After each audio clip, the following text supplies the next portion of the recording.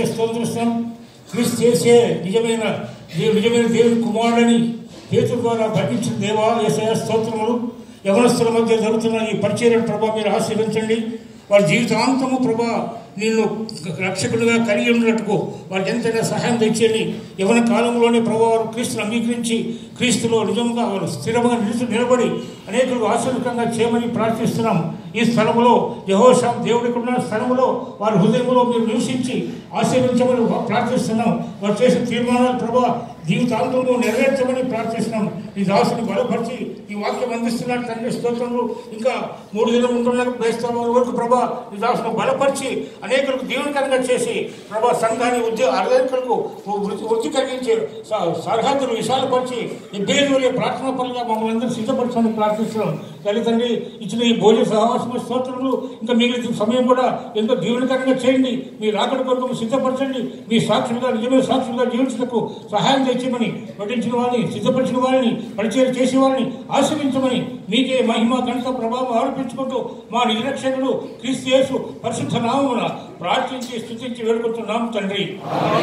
నా పాపము బాప నరరూపి అయిన ఓ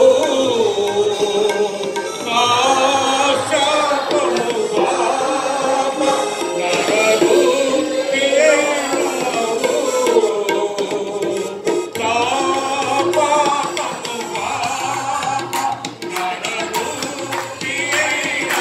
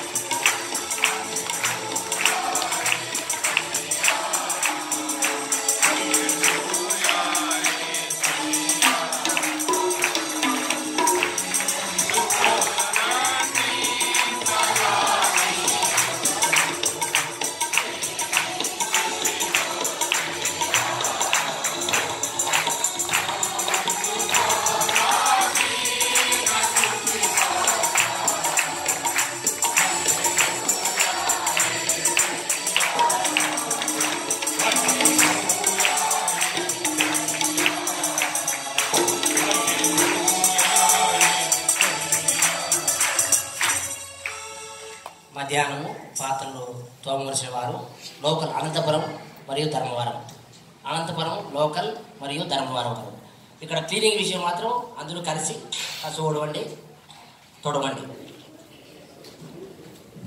2:30 గంటలకు మధ్యాహ్నం సెషన్ ఆరంభిస్తాం. బెల్ కొడతాము. లైన్ కూడా